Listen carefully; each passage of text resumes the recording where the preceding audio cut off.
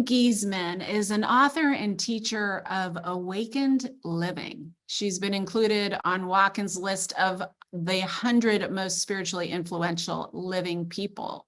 She's also a former U.S. Navy commander and has a master's degree in national security affairs. She's authored 15 books, 6 best-selling Hemisync recordings, YouTube videos reaching millions of viewers, all kinds of content she creates online, classes, workshops, retreats, even Awakened Way cruises. But she is most famous for not only her access to ancient spiritual wisdom, but as an evidentiary medium. Her mediumship, she gets messages that are so specific and provide such stunning evidence of our essential interconnectedness and to the truth that love never dies. She has a beautiful way of making deep spiritual concepts so easy to understand, and her left brain thinking allows her to articulate processes that help us connect to the divine in really practical ways. So I'm so excited to dive into this language of love conversation with Suzanne Giesemann. Suzanne Giesemann, thank you so much for being here with us on the language of love. Laura, it's great to be here, especially as a language major. Yeah. Well, good. So I bet you speak the language of love well, too. You certainly speak the language of the other side very well. And I'm really excited to get into all of this with you. I was thinking there's so many questions I have for you, but I was thinking it would be really helpful because most of my peeps here, some of them are spiritual seekers, some of them aren't even in that realm, but all of them, because they're here and they know me, are open to it. And for many of us, like me, we've lost someone. It doesn't have to be a child, but some of what I want to cover in this episode with you, which we'll get to in a little while, is how we ourselves can connect to the other side. And one of the things that I think is so compelling about your story is that you didn't start off this way. Right. You were, a high-ranking, you worked for the military for 20 years in a high-ranking position. I think you were the aide de camp of the head of the U.S. military, right? The chairman That's of right. I was a Navy commander and served as aide to the chairman of the Joint Chiefs. Yeah. Wow. So you did that totally in the left brain. Maybe you were using right brain stuff, but you wouldn't, you were using your intuition, but you weren't necessarily calling it that. And you were in the practice, just like I used to be in the sciences and what you could see and prove with your 5 senses. And, you were sort of in a similar world, in a military world. And then from what I read, after 9/11, things changed for you. And that's when you decided to retire. And then, so I was wondering if we could start there. You could tell a little bit of that story, how that happened. And then we'll get into what triggered your awakening into the more psychic mediumship channeling realms. Sure. Yeah, I would not have called it intuition when I was Right. on active duty. That was just to me thinking ahead, planning ahead. And it served me well. That's why the chairman asked me to be his aide. We were in the last airplane in US airspace on 9/11. And we flew over the burning World Trade Center towers on our way back to Washington after we got the news. We landed in DC, went to our burning office building that we just left hours earlier, the Pentagon. And I really have had people say to me, did a plane really crash into the building? And I said, I really stepped over pieces of the engine in the grass personally. And that was a real wake-up call for me. But I retired as soon as I was eligible because I just didn't want to be like that other Navy commander who was 2 weeks away from retirement when he was killed by the attack. And I said, I've served enough here. Let's go live our dreams, I said to my husband. So we did. We sold our house and our cars. We went off sailing into the sunset and eventually sailed across the Atlantic, and we're off the coast of Croatia when we got news that my husband Ty's daughter, Susan, my stepdaughter, had been struck and killed by lightning. That literally took the wind out of our sails. We stopped cruising, came back here, and that's when my spiritual search really began. And I think that, I'm so sorry for your loss. I know it well, obviously. And but I thought that was a really compelling part of the story too, because I now have met thousands and thousands and thousands of parents in particular, it seems, but I think it's true of anyone who's lost someone near and dear to them. But so many parents who's were not really thinking about or open to the more spiritual realms before. And once they lose someone really crucial to their hearts, or a child, it's almost like an invitation. It's an opening. It is. It's a wake-up call to Yeah. awakening. And boy, Yes. when you answer that call, life changes for the better and changes the whole trajectory of your grief journey. Yes, I really do believe that. And it's something that's so important to me and the work that I do with people to help them heal this piece of it. Once you recognize, and we're going to be getting into this, guys, and we're going to do it through not only what Suzanne went through herself, but all that she teaches people on how to do this. But once you, and I see this time and time again with the mamas and the others that I help heal, that once we have that experience of connecting with our loved ones on the other side and realize the truth that energy can't be created or destroyed, it just changes form, and they're still right there. It's like at least 30% of the healing right there, because you realize to a certain extent, yes, you can't physically be with them anymore, but they're still here on a certain level. They're Right. very much still here. It's just a different channel on the network. Yeah, I love how you talk about that, and how it's like a television. Can you speak to that for a minute? You gave Yeah. this full metaphor of how it's like a television station. It is. When we think about a TV that's on the wall here playing a certain program, the people aren't in the TV. It's an instrument that displays a frequency, a signal. So with the TV set breaks, the signal is still here. We just can't perceive it with our physical senses. So you and I are souls being displayed through these physical bodies. This is the TV set. When this body no longer functions, our signal, the soul, containing our energy, information, and our story is still here. It doesn't go anywhere. We just can't normally sense it with our ordinary day-to-day physical senses. So what I've learned to do, and what I teach other people to do, is attune to that channel using as much of our physical senses as we can, but our soul senses as well.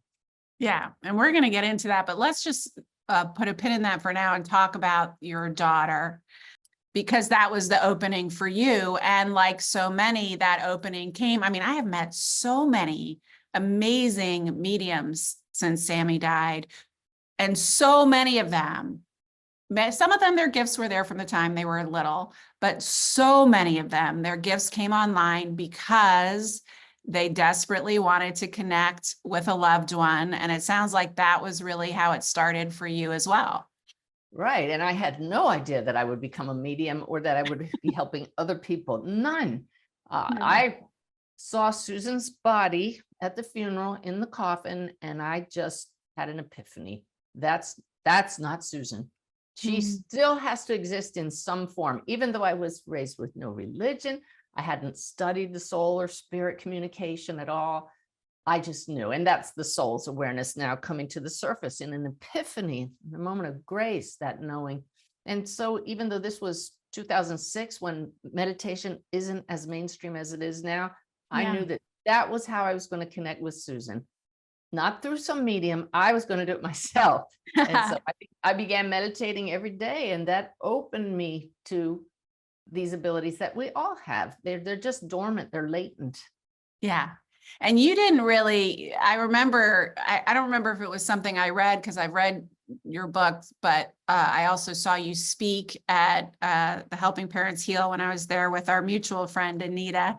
So I don't remember in what context you were sharing this story, but you were saying that it was a long while before you actually heard from Susan herself, but that there were others who came in first. Oh, many. I was doing readings for other people before I connected with Susan, and she came through much later, after I'd already connected with her, to tell me she deliberately held back, because if she'd come through right away, and this makes perfect sense to me, knowing my personality. I would have said, checking the block, here you are, that's great. Now let's just get on with normal life.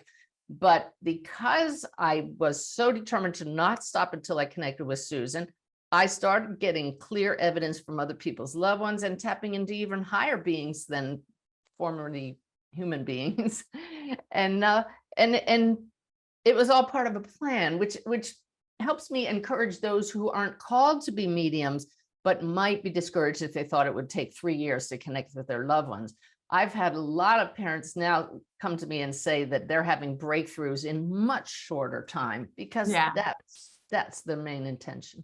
Well, let's talk about that, because I think what you're alluding to here is the soul plan. And I think that's such an important piece of this. And it's really hard to hold on to when you've been through something terrible that is so painful, or you're struggling with a horrible loss. The last thing you want to hear is like, well, this is just part of your soul's plan. But like, that's a big piece of it, right? And for you, your specific soul's plan was to be a teacher of this and to guide other people and to make accessible the more metaphysical realms, the soul's, connection, the higher self to people who, like you were, people who lived more in the left brain, right? Like part of your soul's plan was to be an initiation for those people, to teach them how.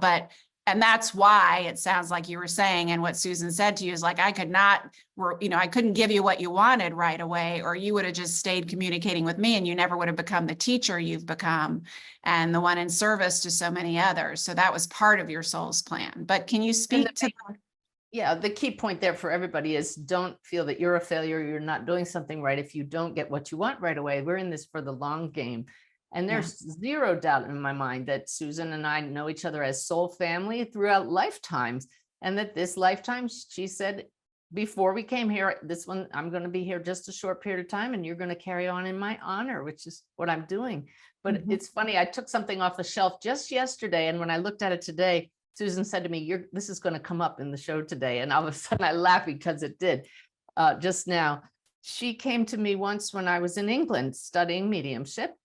And she said, I was your mother in another lifetime in Russia together. And I just think that sounds ridiculous. I can't prove past life regression. This is where my left brain professional side says, oh, here we go with the past life things.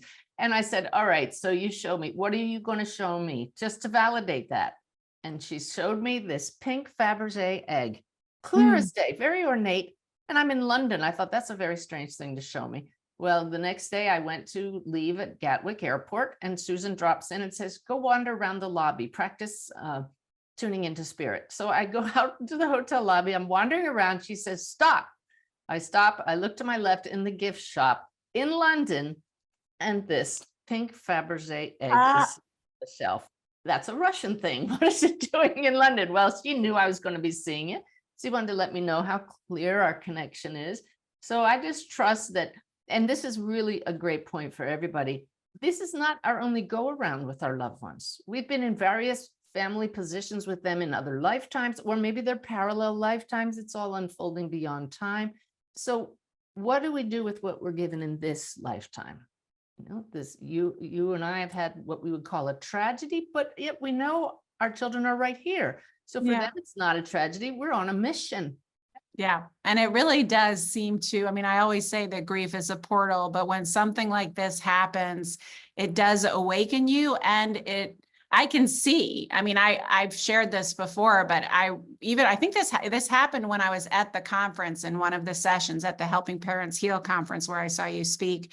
It was in another session. We were in a guided meditation and I was communing with him in this.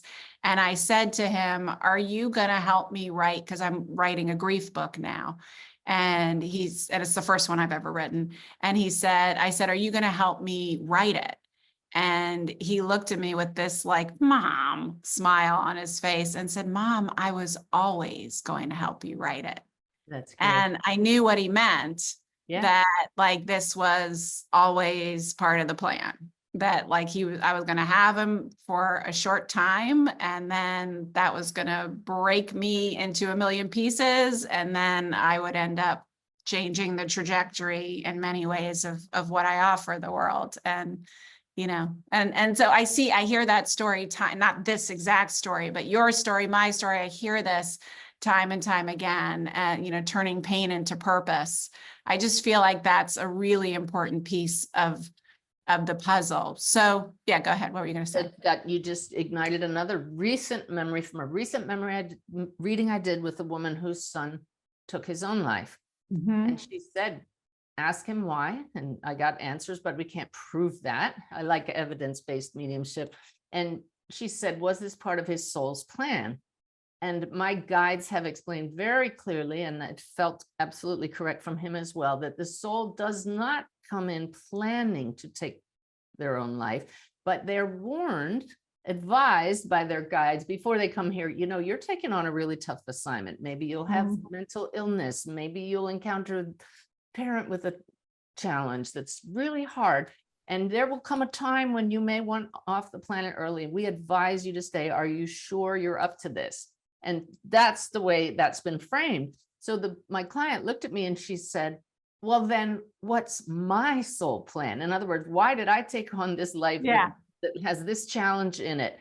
And I have learned, Laura, not to answer off the top of my head. This child is right here. I need to ask him. I need to ask my guides. So I said, what's your mom's soul plan? Silently, I asked this. I said, your son said, Mom, your role is to love fiercely. I thought that was a very unusual word choice. And her eyes got really big. And she said, we have a saying about him, sorely missed and fiercely loved. That to me validated our whole, everything that came before that, his reasons why, everything. It was just beautiful. And really our mission can be that simple to love. It doesn't mean you're going to change the politics or the world or become a well-known medium. It could be that you are just moving different in the world. It could be that you are here to love more fiercely. It could be that your soul, wanted to experience the growth and the breaking open and healing that comes from going through something like this. Yeah. So I get that not and people say, okay, what's the big thing? And people tend to rush. Well, I'm going to start a foundation. I'm going to, because it helps and it can be used to kind of bypass the pain. So it's always that balance. And I do love this about your work. You have so many beautiful stories of how the evidence piece. And can you speak to your friend? There was, you have your friend Lynette, who I met when we were at Helping Parents Heal, who's one of your besties. And you have a mutual friend, you and Lynette, named Brenda, right? Who is now on the other side. And the three of you kind of have this game you play which I thought was so cute and so cool, to kind of make sure you're tapped in and tuned in before your sessions. Yeah, she's sitting over here right now, twiddling her thumbs because I've been so busy. I've done not even a handful of readings all month. And it's frustrating me because I love doing readings.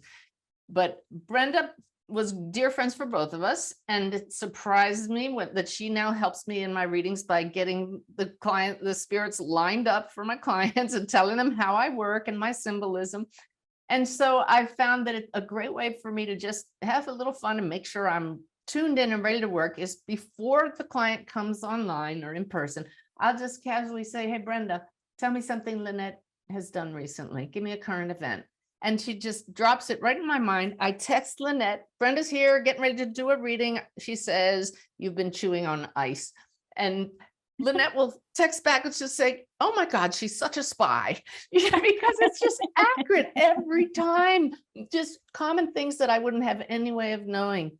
And if I could, there was the most stunning one where I said, Brenda wasn't here at first. I had a little trouble tuning in, but now she says that our mutual friend Jane is going through some tough challenges.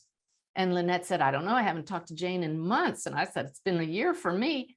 And she said, let me check. Well, the reading had to start, so I had to trust that was correct. And I finished the reading, and here comes Lynette on the text. She says, you won't believe this. I reached out to Jane. She says she's going through such a hard time that she really wanted to know we're not alone, that our loved ones are here in spirit. And she loved Brenda too. And she reached out to Brenda before the reading and said, I know you and Suzanne and Lynette play this sign game. would you bring up me the next time you play so I know you support me too? Oh, that's beautiful. So your friend Jane, who's here, Yeah. who's a living person, Yes. gave a shout out to her friend on the other side, Brenda, Yes.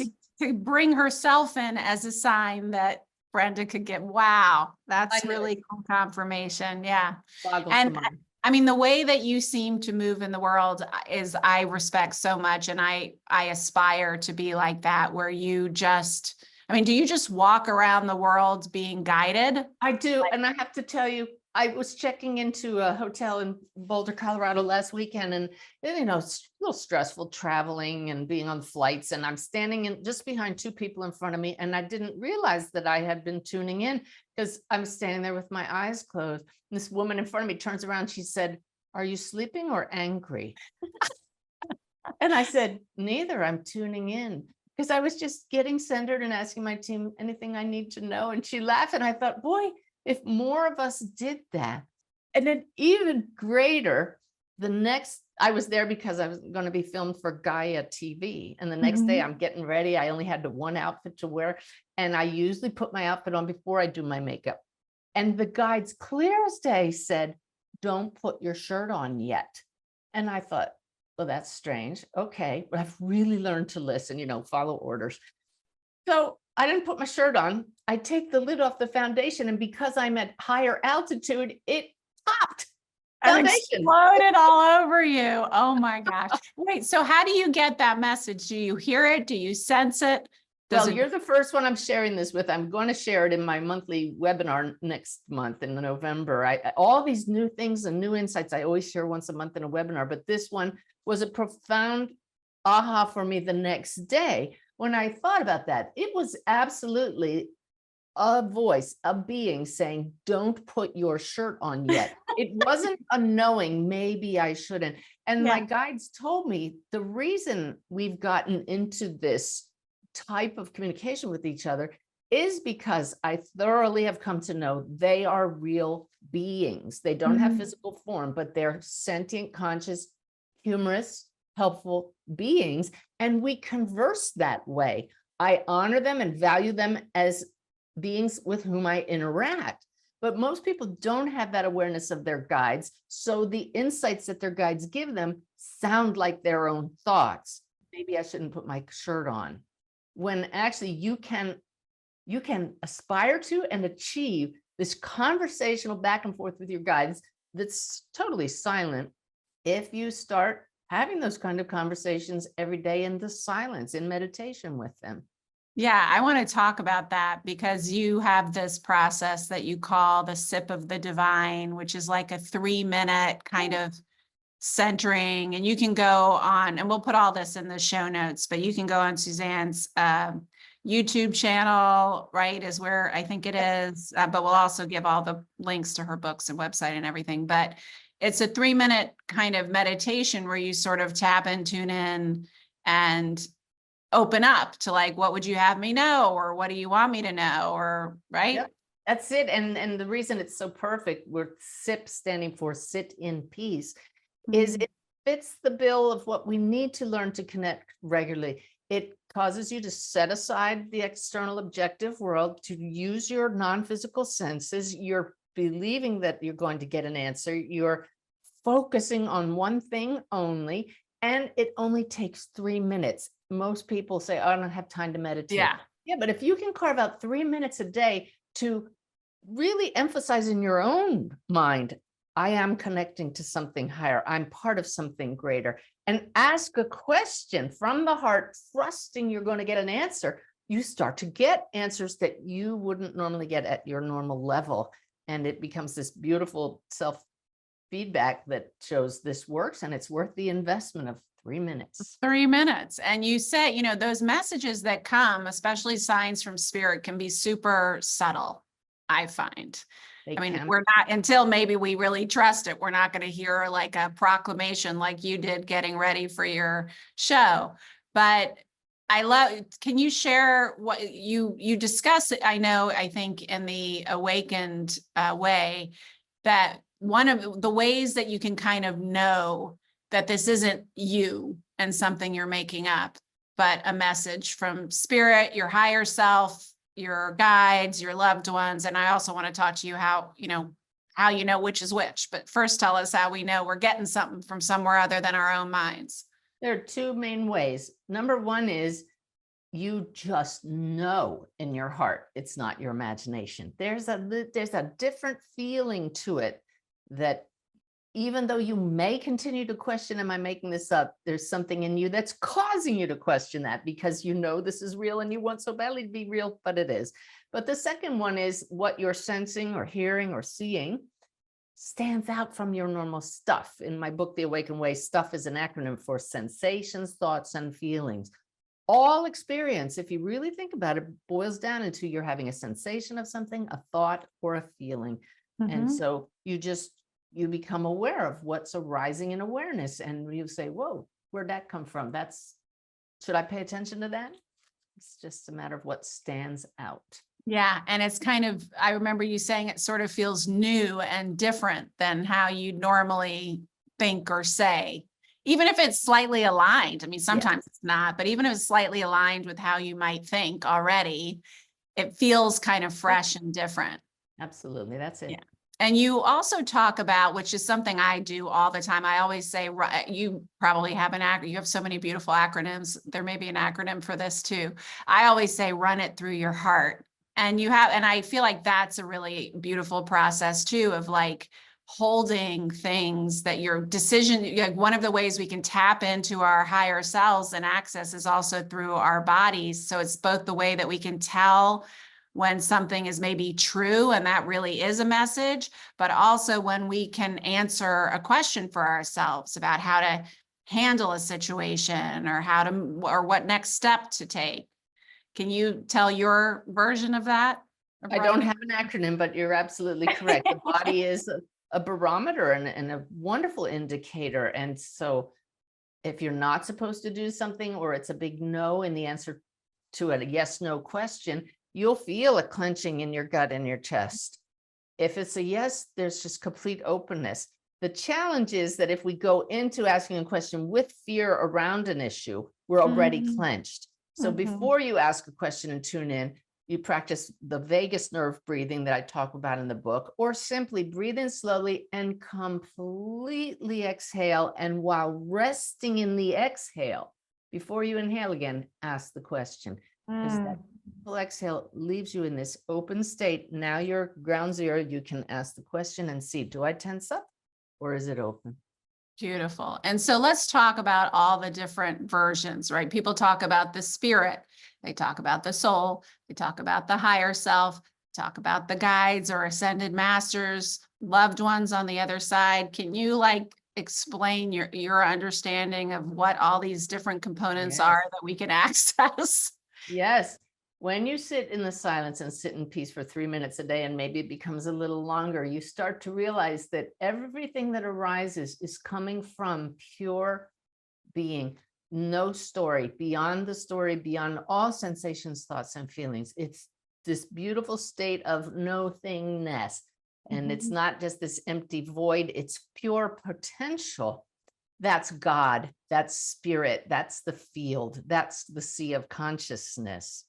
So everything that exists is an emanation of that field. You and I, our loved ones who have passed, the masters, angels, guides, they're all coming from this same field, but they all have a different vibration. And so just like a piano has one keyboard with different octaves, this one sea of consciousness has different bandwidths of frequency of information and energy. And we have over time figured out that, okay, here's the human in a physical body bandwidth, and here's the frequency or the channel for those who have passed from their body and are now in the astral realm. So we give them all labels, the higher self, the masters. That's what they are. It's patterns of energy and information at different frequencies, all connected. That's the most important part. This is what causes suffering in this world. The feeling that we're separate, the misconception that we are separate from source. once you learn how connected you are and learn how to tap into that, to dissolve into that, that's our very being, yet we're just an infinitesimal part of it, that changes everything. That gives us hope, gives us access to information and guidance, and gives us instant connection with others. Yeah. And so is there any, I mean, does it matter who we reach out to? In other words, like, That let's depends say, on what your intention is, what your goal is. If you really Yeah. want to connect with your loved one who passed, you set a clear intention to, spirit, take me to their channel, even if you don't know what their frequency is. But how Okay. about I just want whatever's in my greatest and highest good, whoever has that and has my greatest and highest good and interest, please give me the answer now or come now. Yeah, I love your story. Maybe you can tell this story. This was in your book about Odin, the Nordic god. Like I think you were asking the story. No, I just was in meditation and felt this very powerful masculine presence step in, and I normally don't see it faces, but this one looked like Moses with this long white beard, an older man. And I said, "Who are you?" Because I've learned to engage when I sense someone. And he says, "Odin." And I thought, who's Odin? I might have heard that before, but I don't know. And I said, "Tell me all about you." And I always have my pad of paper when I meditate because I get really cool downloads. So he started telling me, and he said, I had an 8-legged horse. I write it down anyway, even though I'm thinking, what is this? He said that he discovered the runes. And I suddenly got this piercing, stabbing pain in my left side that literally made me go, ow. Got all kinds of other information. And he gave me some guidance about who we are and what consciousness is. When he left, I went out of meditation and Googled Odin. To my dismay, just learned that Odin is a mythological figure. But indeed, in the mythology, he had an 8-legged horse. And he was pierced in the side, right where I got my pain, by a spear in this mythology, and hung upside down from this famous tree, and took up runes, this divination tool. This boggled my mind. How can I be tapping into a mythological figure? Yeah. So I asked him to come back the next day in meditation, and he did. And I said, how can I be tapping into you? And he said, everything is consciousness. And that figure of him was created over millennia of people believing in this mythological figure, but it's still an aspect, a pattern of consciousness with a story, which is what you and I are. Yeah. The moment that really got me was when I said to him, I protested, "But you're a myth." And without pause, he replied, "You are a myth." And if you really look into that, it's true. What is a myth but a story that brings growth? And we come into human form, into these bodies as beings of light to experience growth through our stories. That doesn't mean they're not real. I said to Odin, "Are you real?" And he said, "As real as you are, but not human." Anything that can be created in consciousness is real and can convey healing, growth, and insight. Whether it's manifested in the 3D realm and perceived, in 3D by our 5 senses or not, doesn't mean it's not real. Yeah. Yeah. Why do we read mythology? For the learning that it provides us. And we learn that we all go through these cycles and these growth periods, and all for the experience and the joy of it, even though it's not always joyous. Well, no, it often isn't, but we're gonna talk about some more ways to kind of access the higher realms. But you were in that story about Odin. You were talking about Ty, your husband, and there were a couple of points in your book where you talked about. In fact, I think your first interaction with Susan, you said, "I need some evidence to give your father and other family that it's really you." And I want you to tell that evidence in a minute. But I also want you to speak, because it sounds to me like Ty is a lot like my husband, very kind of left-brained and is not hanging out in the psychic and metaphysical realms. And I meet a lot of people who are, especially women, who are spiritually seeking and like stepping into this and are worried because their husbands are not. And I don't feel like that matters. I mean, my husband's not either, but I wanted to get your take on how that works in your relationship? It has generally been very smooth sailing. He trusts me. He knows this is real. He's very proud of my work. He sees the difference that it's making in this world. It's saving people's lives and changing them, and very, very supportive. But you're absolutely right. It's not his path. And it's sometimes it is a big challenge, because when you open up to oneness, you accept everybody, no matter what. And he's just not there yet. And I really pushed some buttons with him last week. And I've changed, because I used to have strong opinions too about certain things. And now I'm just open to things that I didn't expect to be. And he's not ready to be there. So I've just been working with my guides, and they said, just flow and allow. Oh, that's the message they've given me throughout this whole journey. Allow others to be where they are. I didn't come into this life to change him. Yeah. I came into this life for me to accept everyone as they are. Yes. Including him and his. Exactly. Yes. Yeah. I feel the same way. And it's the same thing with grief. Like, what my husband grieves completely differently than I did. And for a hot second, I wanted to make that wrong. Until I realized, like, who the hell am I to say what's right or wrong for anyone? Everyone has to grieve in their own way. But yeah, it can be a real challenge, but I think that's the key. And you speak to this a lot. And I was really re-inspired reading your book, I have to say, because this is something that I aspire to, but have not been in this space. I've fallen out of it, I would say, especially since Sammy died, but really in particular, I would say over the past year, of just being in a lot of fear with everything going on in the world. And, you know, a lot of what you speak to is this idea of surrender and just trusting that you are held and supported. And it may look, I mean, this is me paraphrasing, you didn't exactly say this, but it may look like a complete shit show. You know, what's happening right now, or what's happening in your own life or in the world in general. But if you just trust and see that it's kind of a movie that you're in and watching, and on a certain level, your higher self is watching the movie with popcorn, as you say, but that, you know, just letting things unfold, it always seems to work out and to be for your greatest good. It's interesting that you bring up that particular story, because I just got word that an excerpt from the book is going to be in Spirituality and Health magazine. Yay. And I reread the whole excerpt, and it's exactly that one about reminding us that we are like a theater goer who does sit on the balcony and gets drawn into the drama. But I watched people come out of the movie American Sniper, all depressed. And I thought, they paid good money for that. They paid money to leave that theater like that. And I decided to go to the movie and see if I could remain as a neutral observer, which the soul is the whole time. And I did it. And I learned so much more from that movie than if I'd gotten sucked into the drama. I Which is actually, what always happens. Yeah. I felt compassion for everybody on both sides. I could see why people were fighting.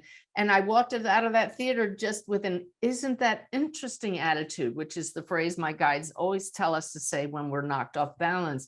And so just this morning, thinking about one of these challenges with my husband, who thinks differently about certain things with what's going on in the world right now, my guide said, just do that experiment that you did with American Sniper, but turn it on your life.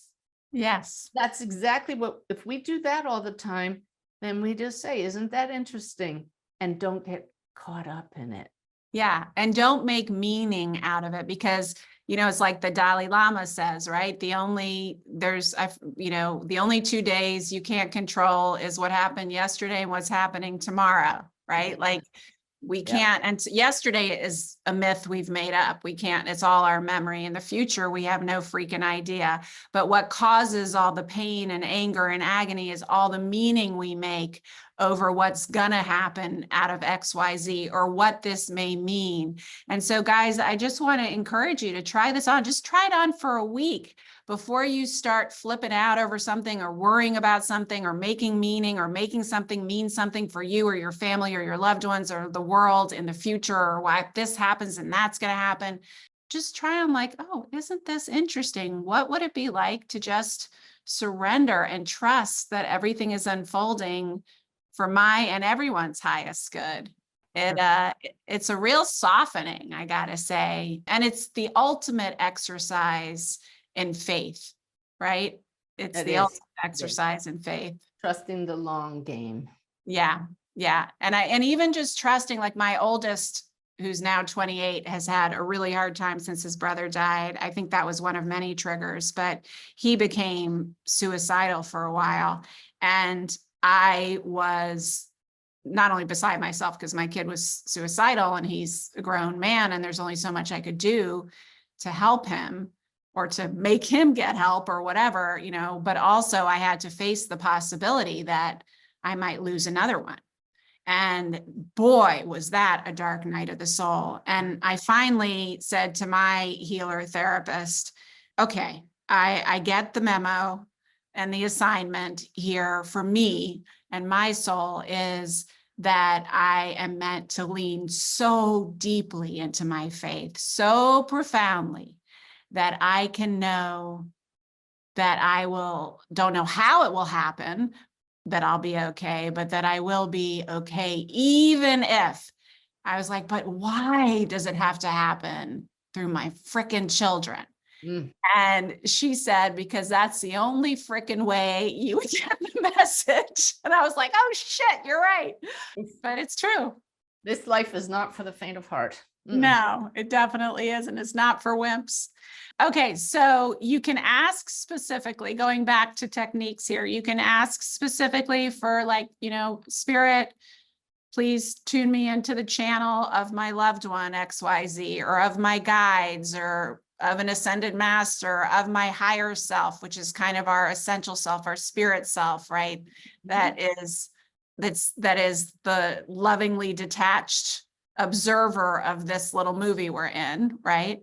And you talk about the sip of divine, but I'm wondering whether and that's a beautiful place to start. And we talked about how to know whether the messages are real or not. Are there any other techniques? And I also want to talk about Wolf, by the way, but are there any other techniques that you can share that is good to get? I know you have courses, which I have. I bought the course, but I haven't yet taken it. Oh, I don't know which one you got because I have There was a course on mediumship. It was like a virtual, it was one you'd already recorded. It wasn't a live one. quite a few online. So just they're on my courses page. Yeah. But what you bring to mind here is a new book that just launched, Mediumship. Yes. Specifically on the topic of mediumship. Part 1 is all of the how does it work? Why does it work? What makes this possible? Part 3 is some how-tos, but part 2 is really interesting. It's part of a book series that does this in every book. Are 32 stories of normal people's after-death communications from their loved ones. And that in itself, reading stories like that opens us to our own possibility of having those kinds of experiences. Because if you're not aware that something's possible and you don't believe that it's possible for you, you'll miss it. It won't even happen to you. Yeah.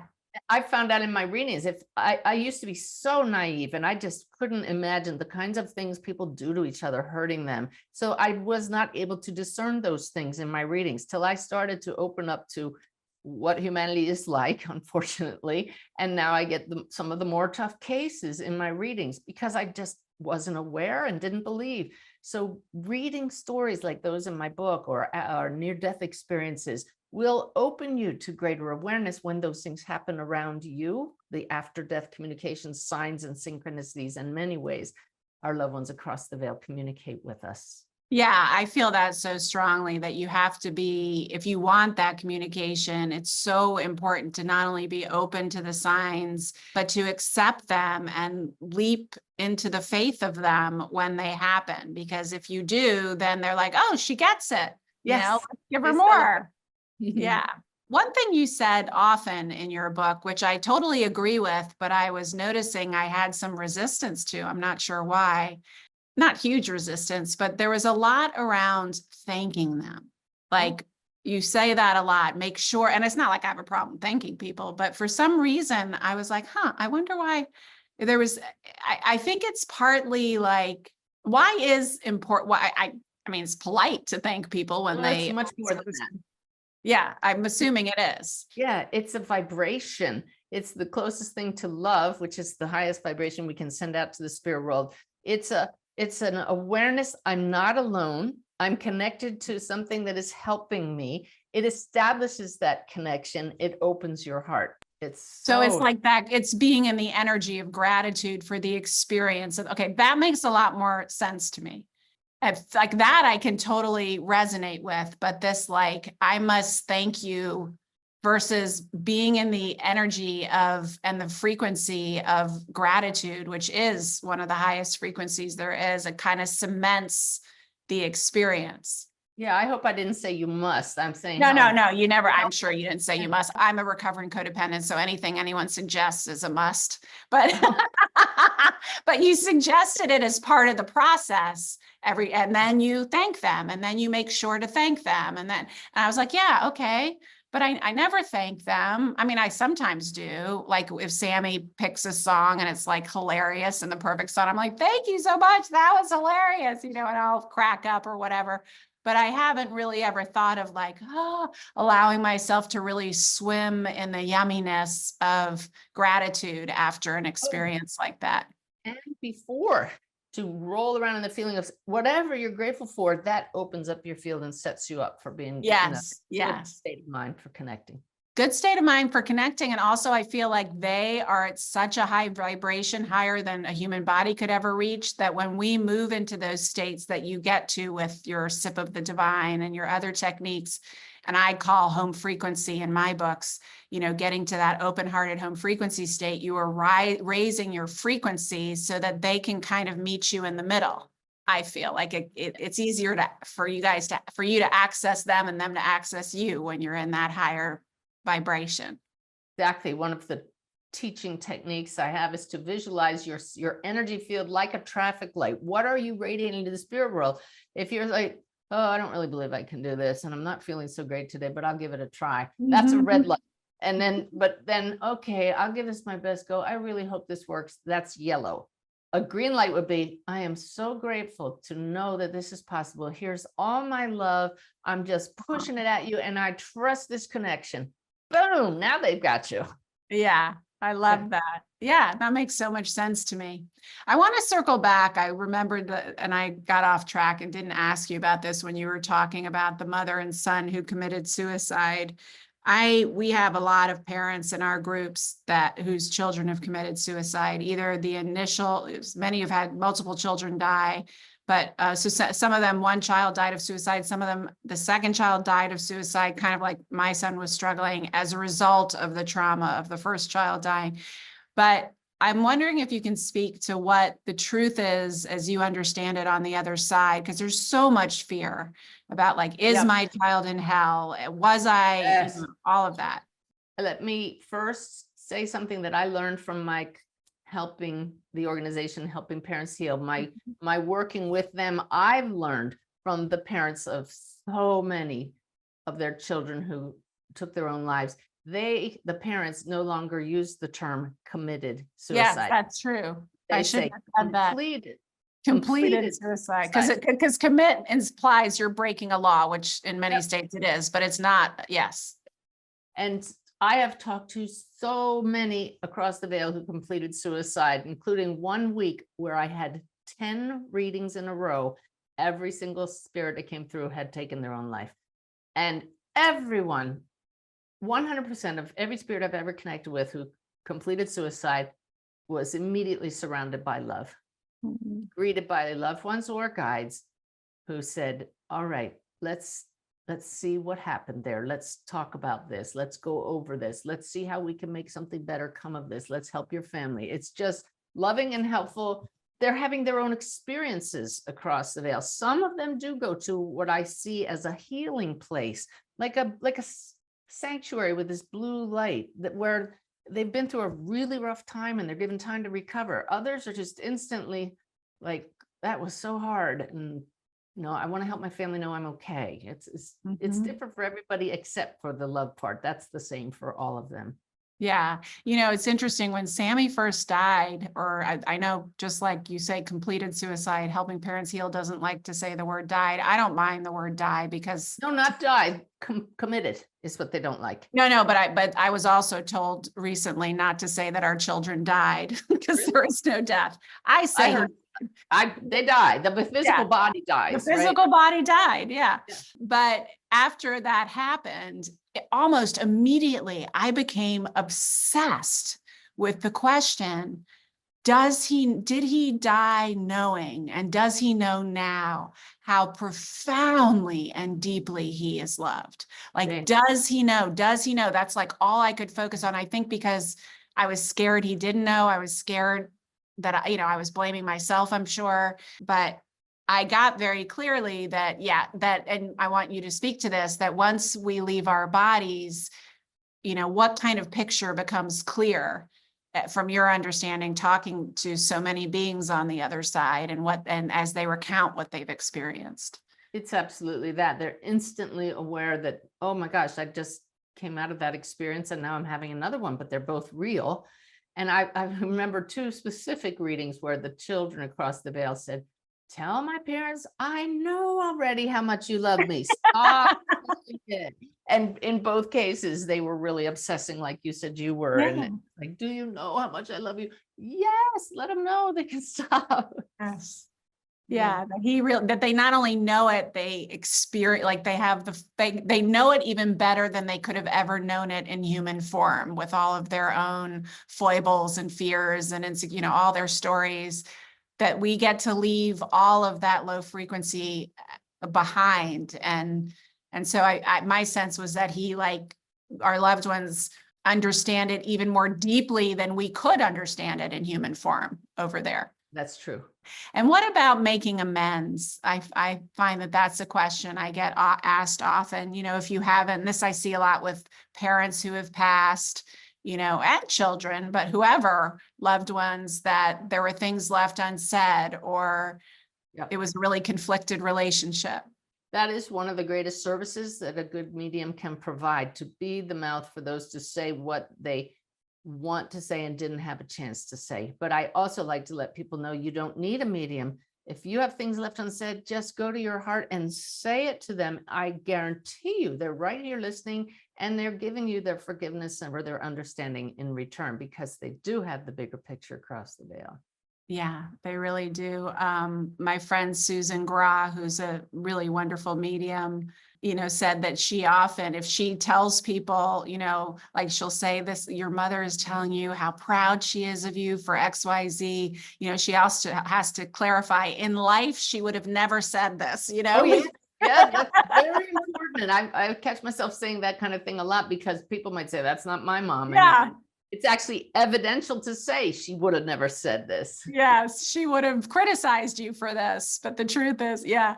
So I think that's really important for people to know too, that our loved ones leave, I like to think about that with my dad, especially, who, God bless him, was a toxic narcissist, that, that stuff was left behind when he left his body. You also talk about, and you were alluding to the writing, write down, you talk about inspired writing. You don't call it automatic writing, but inspired writing. Can you speak to that? Because I feel like that's a beautiful way that people can connect. Yes, when I was early on in this journey, I studied the spiritualist tradition, and those in England and the US for over coming up on 200 years have been communicating with spirits, and automatic writing was one of the methods. And I would sit for hours waiting for spirit to move my hand. That's automatic writing. I'd get a little bit of chicken scratch. Now, am I doing that, or am I moving my hand? Yeah. I finally gave up. And then I started hearing the voices and getting what I call downloads, and I would write. So inspired writing is more like taking dictation from spirit. It's not you, you're in the flow. And it works so beautifully because it holds our attention. We're having a conversation, or we're receiving direct communication, and in the writing it down, that allows them to keep this steady flow. We can pause and ask our own questions, write those down too, to maintain the flow. And you can make an appointment with your loved ones to do this once a week and finally go beyond the I'm making it up to receiving information and guidance and insights that you say, Oh my gosh, I never would have thought of that. I know this is them. Yeah, one of that what we were talking about, how you know it's true. And what about, can you type? This is really a question I've always considered. Can you type as well as write? Download my free app, Awakened Way. Okay. Awakened Way. There are coming up on 6,000 daily messages in there for everybody. They come up new one every day. I type them in my iPad as I receive them in meditation. Then when I'm out of meditation, I go type it up and put it on the app and online and on Facebook. But yeah, you can absolutely learn to type, but it's highly recommended if you're new to this to start out by writing. They actually reinstated teaching cursive writing in California after not doing so, because they found out that writing by hand activates more of the right brain, helps you be more balanced in the way your brain works. Okay, because I find it so much easier to write quickly when I'm typing, which is Yeah, why I want to that's do it that way. That's But true. that But you makes want to sense. stay in the right brain at first, so you get really used to how it feels and how to hold that connection. I've been doing this for years, so now I just get in that state and I can type and type and type. Yeah, that makes a lot of sense to start off writing. Now, can you tell the story of Susan when the three, because I want to give them some of your amazing, I mean, guys, she has a million examples of these insane stories that you couldn't make up. Yeah. But can you share the one about when you said to Susan, you got to give me something that no one can argue with? Oh, yes. That was the very first time she came to me after meditating daily for 3 years to sense her. She just showed up here. I sensed her up to my right side, and her voice, clear as day. If I knew somebody before they passed, I hear them in their voice. If we never met, it sounds like my own thoughts. But this was Susan saying, "Hey, Suzanne." There was no doubt it was her, but I knew her dad would likely question if I said, "Susan's here." Yeah. Having already been connecting with other people's loved ones and knowing how important evidence is, I said, "Susan, thank you, thank you. I'm so grateful to feel you." I'm crying. And I said, "But I know we want your dad to trust. So please tell me 3 things going on with your biological mother now that I can't know." And she said, "Easy, boom, boom, boom." And I wrote it down, came out of meditation, so excited. "Oh my God, Ty, Susan, I got her. She's here. Finally got her. Let's call your ex-wife." And I don't know what she thought about that. Probably thought I was off my rocker, but I said, you know, Susan says, "Your cat is sick." I love that because cats are relatively healthy. Yeah. And her mom said, "I just brought her home from the vet with medication." So this, Wow. like I joke around and say, it's not like the cat spit up a hairball, right? This was a sick cat. Yeah. She said there was some incident with a ladder in the last 2 days. You did something with a ladder. I haven't touched a ladder in weeks, right? But her mom had been at a wedding just 2 days before, and everybody was running around. They needed a ladder to fix some decoration. Nobody could find it, and all of a sudden it popped up. So that's the ladder. That's not big. But the other one was, but it's accurate. Yeah. The other one was, I said, "She shows me you have white Christmas lights up inside your house right now." And it was October. And she said, "Oh yeah, they run up the banister. We have them there all the time, year round." So So there you go. You couldn't possibly know those things. And even before we started recording this episode, you were giving me some messages, which was very sweet of you. I mean, these guys know I don't hide anything, so you could have done it during the show, but you were giving me some messages from Sammy and things he was showing you. And one of the things was a cowlick that nobody knows about, but was in the front of his head. And it was very small, but it drove him crazy. And you were like, "Yeah, he's showing me a little like cowlick or something in the front of his head as evidence that it's him and that I'm getting him." And that also he alluded to the penises he used to draw on my artwork. It's a way. You're not going to find that online, right? I know. And Susan was like, "I know you talk about how, you've talked about the little bit I've watched, you've talked about how sensitive he is, but he's really goofy. And he's showing me this stick figure thing he drew." And I was like, "Yep." And also a squirrel that he's been playing with and sending a squirrel. And we have a squirrel in our yard that is driving our dog insane and like heckles him. It's like a sitcom, the two of them. And it didn't even occur to me that Sammy was behind the squirrel, but evidently he gave Suzanne the message that he is. But I when think they so. say messages like he did, that I'm watching you, Mom, I always say, prove it. And he showed me Yeah. that he had watched you Oh, dance.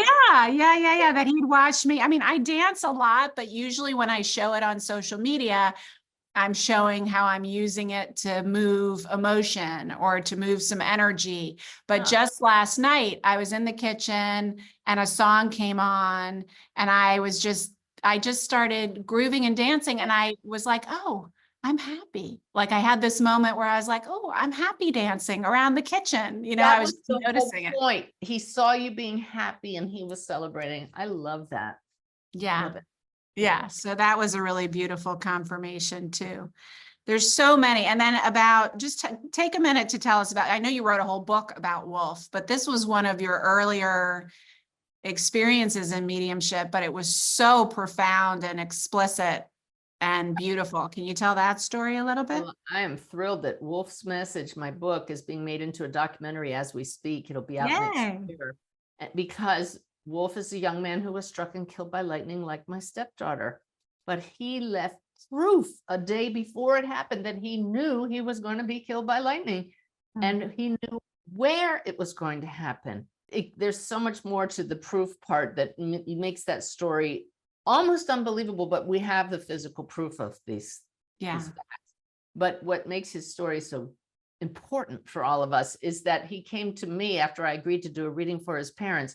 Before the reading, a drop-in like your son Sammy did with me before this session today. And he gave me 45 pieces of information about himself and said, have this verified by my parents like you do with Dr. Gary Schwartz at the University of Arizona.